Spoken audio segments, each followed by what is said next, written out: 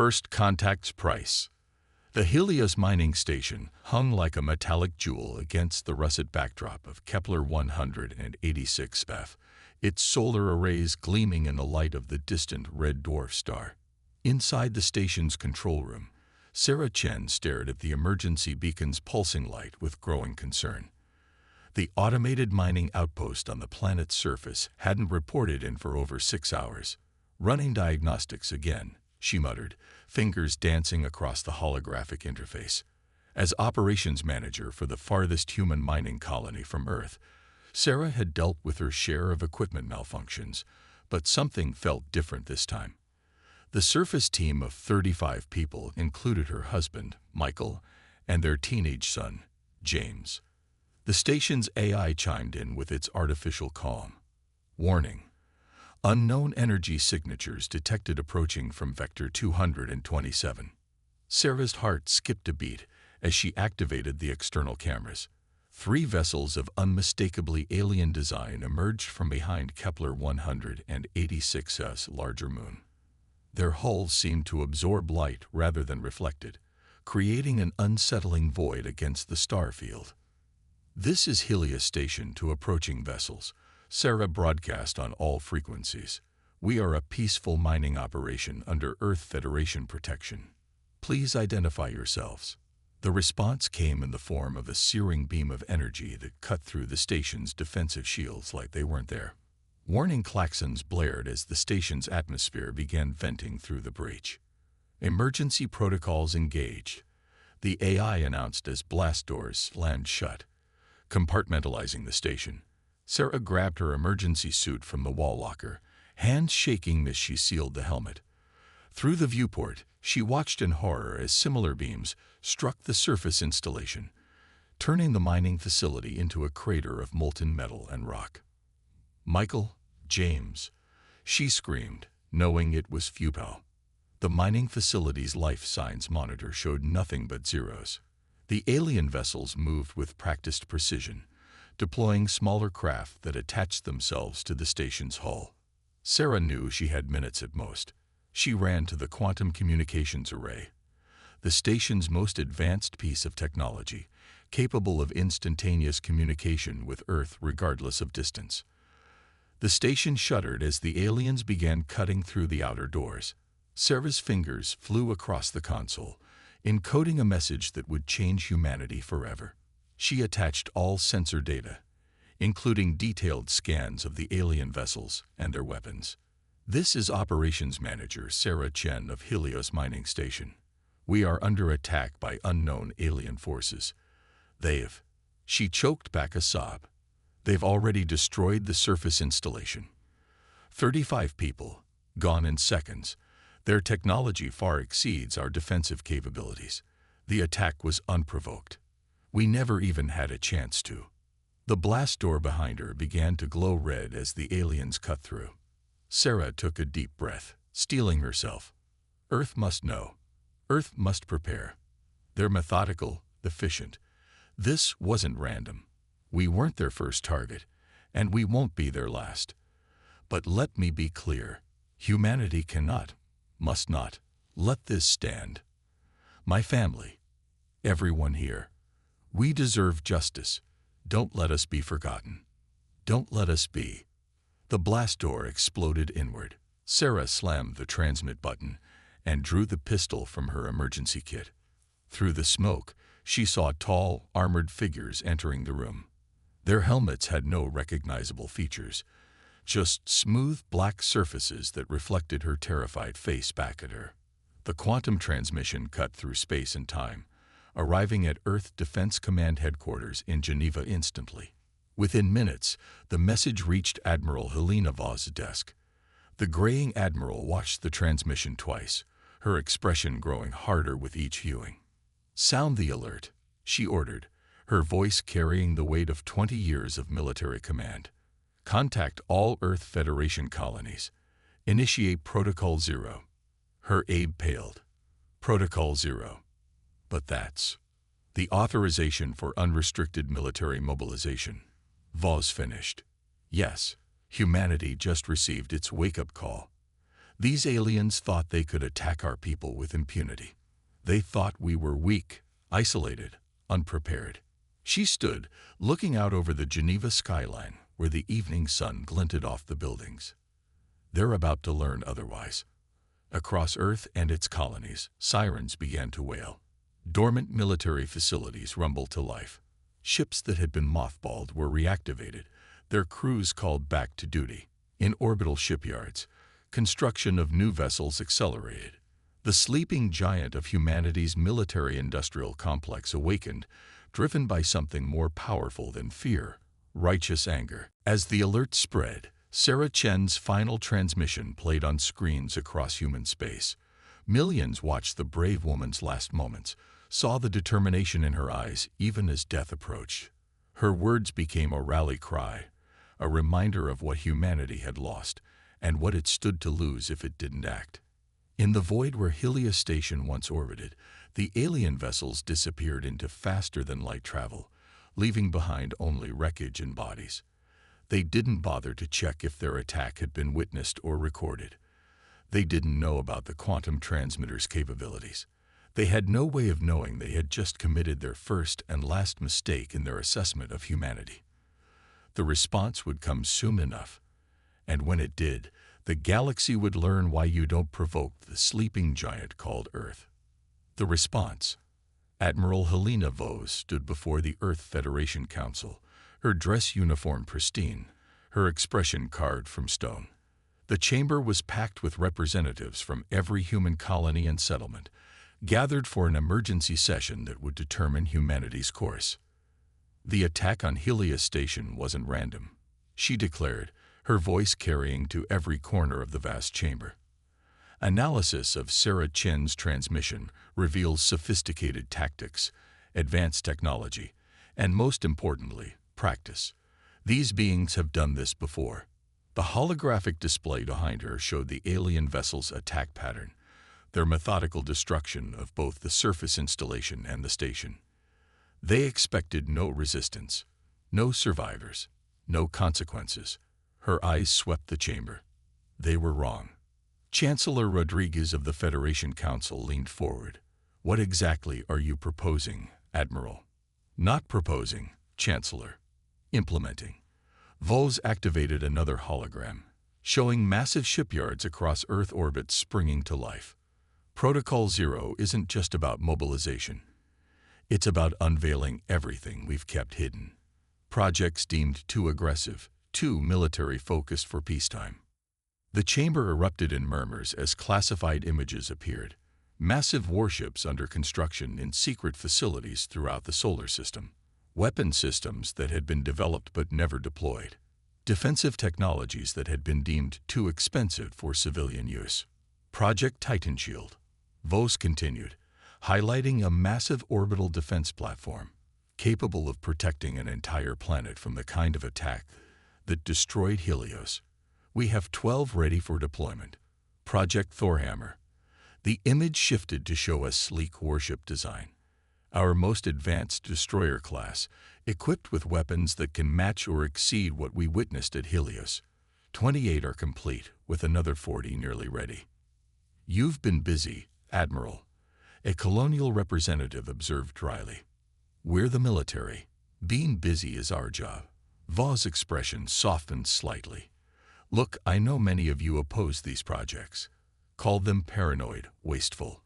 But Sarah Chen's last message proved what some of us have always known. We're not alone in this galaxy, and not everyone out there is friendly." The chamber fell silent as Sarah's final transmission played again. When it ended, Vos spoke into the quiet. "We're not just talking about revenge, though God knows we have cause. We're talking about justice, protection, ensuring that no other human colony faces what Helios did." Chancellor Rodriguez studied the military readiness reports scrolling across his screen. "The expense will be astronomical." "The expense of doing nothing would be higher," Vos countered. "We lost 36 people at Helios. How many will we lose if we do nothing? How many colonies will burn while we debate?" In orbital shipyards across the solar system, massive construction robots continued their work, welding hull plates, installing weapon systems, preparing humanity's response. The Thor Hammer-class destroyer Vengeance neared completion, its quantum drive core pulsing with barely contained power. Dr. Yuki Tanaka, head of Earth's Advanced Weapons Division, stood in her laboratory beneath Mount Fuji, watching as her team activated the prototype phase cannon. The weapon represented a quantum leap in human military technology, something they had developed but hoped never to need. All systems nominal, her assistant reported. Phase coherence at 99.8%. Yuki nodded, remembering the weapons that had cut through Helios Station's shields. Begin mass production. Every ship in the fleet will need these. In the Mars Military Academy, Colonel Sarah Chen's final transmission became required viewing for all cadets. Her courage, her determination to warn Earth even in her final moments, became a symbol of what humanity stood for and what they stood against. Admiral Vos returned to her office after the council session, unsurprised to find the authorization for full military deployment already approved. Humanity had made its choice. They would not hide. They would not cower. They would stand and fight. Her aide entered with new intelligence reports. Admiral, we've detected unusual energy signatures at the edge of monitored space, similar to those recorded at Helios before the attack. Vos smiled grimly. They're coming back. Good. Signal the fleet. Operation Righteous Response begins now. Throughout human space, ships began moving into defensive positions. The Titan Shield platforms activated, their energy fields encompassing entire planets in protective bubbles. The Thor Hammer destroyers, led by the Vengeance, formed battle groups at strategic points. In her final message, Sarah Chen had asked that humanity not let the attack stand. As the combined might of Earth's hidden military strength emerged from the shadows, it was clear her plea had been heard. The aliens who had attacked Helios Station had thought they were striking the helpless mining colony. They were about to discover they had awakened a sleeping giant, and when that giant struck back, the galaxy would never be the same. The hunt. The EFS Vengeance cut through the darkness of space, leading a fleet of 7 Thor Hammer-class destroyers. On the bridge, Captain Diana Rush watched the sensor readings with predatory focus. After 3 weeks of following the alien vessel's energy signature, they were finally closing in. Contact, Lieutenant Park announced from the sensor station. Multiple debris fields detected in the Proxima Centauri system. Energy signatures matched those from Helios Station. Diana's jaw tightened. They weren't the first to find this graveyard. Analysis. The debris. It's not just human tech, Captain. Park's voice held a mix of horror and revelation. I'm detecting at least 3 distinct technological signatures. Different species, different attacks. Some debris is nearly a year old. The tactical display lit up as the Vengeance's AI mapped the debris field. It told a story of systematic destruction, a hunting ground where the aliens had struck again and again, destroying outposts and stations of various species with clinical efficiency. Ma'am, Communications Officer Chen called out. No relation to Sarah Chen, but the name still carried weight throughout the fleet. We're picking up a distress signal. It's not human. Put it through. The bridge speakers crackled with an alien language, but the desperation in the voice needed no translation. The ship's AI worked quickly, decoding the basic meaning. Help. They come again. Defense failing. Diana didn't hesitate. Battle stations. All ships, prepare for combat jump. Calculate vector on that distress signal. The Vengeance's quantum drive hummed to life, its revolutionary technology allowing for precise, faster-than-light travel. The other destroyers fell into formation, their sleek hulls gleaming against the starfield. They emerged from quantum space to find a scene horrifyingly similar to the Helios attack. 3 of the black alien vessels surrounded a crystalline space station, their energy weapons cutting through its defenses. The station's inhabitants, a species that seemed to be made of living crystal, were broadcasting their distress call on all frequencies. Not this time, Diana muttered. All ships, weapons free. Execute Battle Plan Helios. The human fleet moved with precision that would have made Admiral Vos proud. The Vengeance and 2 other destroyers launched a frontal assault, their phase cannons, now fully operational, meeting the alien energy weapons with equal force. The remaining destroyers executed a quantum jump to surround the attackers. For the first time, the alien aggressors found themselves outmaneuvered and outgunned. Their attempts to retreat were cut off by precisely calculated quantum jumps from the human vessels. Their superior technology meant nothing against humanity's tactical innovations and burning desire for justice. The battle was swift and decisive. 2 alien vessels were destroyed, their light-absorbing hulls finally illuminated by their own destruction. The third was disabled by a concentrated phase cannon barrage, its systems going dark. "Captain," Park reported, excitement in his voice. "The disabled vessel. Its hull is intact enough for boarding." Diana smiled grimly. "Signal the fleet. Prepare boarding parties. It's time we got some answers." The crystalline beings, calling themselves the Lumini, were overwhelming in their gratitude. Through improving translation software, they shared what they knew. The attackers, whom they called the Void Hunters, had been terrorizing this sector of space for years, destroying any outpost or colony they deemed vulnerable. "You are the first to fight back," the Lumini Elder told Diana. "The first to save others." As boarding parties from the Vengeance breached the disabled Void Hunter vessel, humanity got its first close look at their attackers. Behind their fearsome technology and casual cruelty, the Void Hunters were revealed to be a species that had evolved in the darkness between stars, viewing all light-dwelling civilizations as resource catches to be harvested. The captured ship's database revealed hundreds of attacks, dozens of species victimized. The Void Hunters had operated with impunity, never expecting serious resistance, never imagining that one of their resource targets would strike back with such force. Diana forwarded all findings to Earth Command, but she already knew humanity's response. The Void Hunters had made a fatal error in their calculations. They had assumed that a species' technological level was the only measure of its strength. They hadn't accounted for human determination, for the unifying power of justice, for the sheer fury of a civilization protecting its own. The Lumini Elder approached Diana as she prepared to return to her ship. "There are others," it said. "Other outposts, other species, living in fear of the dark ships. They will return with greater numbers." Diana nodded. "So will we." She opened a channel to Earth Command. "Admiral Vos, request permission to extend our mission. The Void Hunters have more bases, more ships. And now we can track them all." Vos' response was immediate. "Permission granted, Captain. Show them why humanity protects its own. And now, protects others too." The Vengeance and its battle group prepared to jump again, this time with Lumini navigational data and a clearer purpose. They had come seeking revenge for Helios Station. They had found something larger, a mission to protect not just humanity, but all species who wish to live and grow in peace. The hunt was far from over.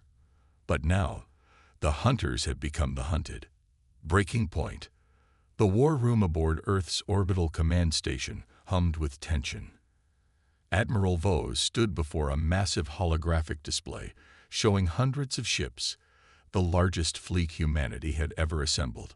Alongside them, vessels of various designs represented their new allies, the crystalline Lumini ships, the organic-looking craft of the Meridians, and others who had suffered under the Void Hunters' reign of terror. "They're coming," Vos announced to the assembled commanders, both human and alien. "Our intelligence from the captured ship was correct. The Void Hunters are bringing their entire armada, over 300 ships." The hologram shifted, showing the approaching enemy fleet. The black vessels moved in perfect formation, their light-absorbing hulls creating a void in space itself. They had abandoned their hit-and-run tactics, finally forced to face a proper battle. Captain Diana Rush, recently promoted to fleet commander after her successful hunting operations, stepped forward. "They're desperate. We've destroyed 37 of their ships in the past month, liberated 12 outposts, and united their former victims against them. They have to try to end this now. Agreed. Voss nodded. And we'll be ready. Operation Daybreak begins in 6 hours. Throughout the fleet, crews made final preparations. The Thor-Hammer destroyers, now numbering over 60, took their positions. Behind them, the newly commissioned Titan-class dreadnoughts moved into place, their massive hulls bristling with phase cannons and quantum torpedo launchers. Dr. Yuki Tanaka supervised the installation of her latest weapon development aboard the flagship. The Lightbringer array is untested in full combat, she warned Voss. But if it works, we can end this war in a single battle, Voss finished. Sometimes you have to roll the dice, Doctor. On the bridge of her flagship, the ESS Vengeance, Diana reviewed the battle plan one final time. The combined fleet would meet the Void Hunters in the Ta-CD system, empty of planets but rich in asteroid fields that could provide tactical advantages. All ships report ready, her XO announced. Allied vessels standing by. Diana took a deep breath. Somewhere in that approaching Black Fleet were the specific ships that had destroyed Helios Station. Sarah Chin's final message played in her mind, as it had for so many others who had joined this fight. Begin Operation Daybreak, she ordered. All ships, execute Jump Sequence Alpha. The battle began with a devastating surprise. Instead of meeting the Void Hunters head-on, the Allied fleet emerged from quantum space in a three-dimensional spherical formation, completely surrounding the enemy armada. The Void Hunters found themselves caught in a cage of firepower, their tactical advantage of superior mobility suddenly meaningless. Phase cannons lit up space like artificial stars. Quantum torpedoes phased through normal spacetime to detonate inside Void Hunter shields. The Lumini ships added their crystalline energy weapons to the barrage, while Meridian vessels released swarms of semi-organic fighter craft. But the Void Hunters hadn't survived eons in the darkness by being easy to defeat. Their ships began executing impossible maneuvers, their weapons cutting through Allied vessels with horrific efficiency. The space around Ta-CD became a graveyard of broken ships and broken bodies. We're losing too many, Diana reported to Voss. Their core ships are still intact. We need to end this now. Voss' response was grim. Activate the Lightbringer. Aboard the flagship, Dr. Tanaka initiated her creation's power-up sequence. The massive array, built into the ship's spine, began to glow with increasing intensity. It was designed with one purpose: to turn the Void Hunters' greatest strength into their ultimate weakness. Target their command ships, Diana ordered. All Allied vessels, fall back to minimum safe distance. The Lightbringer array fired, releasing not destruction but pure, focused light, more intense than 1,000 suns. The Void Hunters, evolved to absorb and feed on light, found themselves overloaded. Their light-absorbing hull technology backfired catastrophically, turning their greatest defense into a channel for their destruction. Ship after ship began to break apart, their hulls unable to process the overwhelming energy. But the Void Hunters wouldn't go quietly. Their remaining vessels launched a suicide run at the human flagship, determined to take their destroyers with them. Brace for impact, Diana shouted as enemy ships on their final approach slammed through their defensive screen. The Vengeance shuddered under multiple impacts, its hull breaching in dozens of places. Emergency force fields snapped into place as crew members were pulled toward the vacuum. Through it all, the Lightbringer continued to fire, its energy burning away the darkness that had terrorized so many for so long. When the light finally faded, less than a quarter of the Void Hunter fleet remained, and those ships were retreating, jumping to quantum space in a desperate bid to escape. Diana stood on her ruined bridge, blood trickling from a cut on her forehead, and watched them flee. Should we pursue? Admiral Voss's voice came through the damaged comm system. Negative, Commander. They're running back to their core systems, and that's exactly where we want them to go. The Admiral's image flickered into view on a cracked display screen. This wasn't just a battle, Diana. It was a message. We showed them. and everyone else in this sector of space, that humanity doesn't just fight back. We protect. We unite. We bring light to the darkness. As rescue ships began recovering survivors and salvaging damaged vessels, the true impact of the battle became clear. The Void Hunters' reign of terror was over. In its place, something new was emerging. An alliance of species united not by fear, but by the determination to stand together against any threat. New Dawn. 1 year after the Battle of Ta Ceti, the site of Helios Station had been transformed. A new station orbited Kepler 186f, but this was no mere mining outpost. The Helios Memorial Center stood as a gleaming beacon of cooperation between species, its architecture blending human design with Lumini crystal structures and meridian organic elements. Admiral Helena Vos stood at the observation deck, watching ships of various species dock at the station.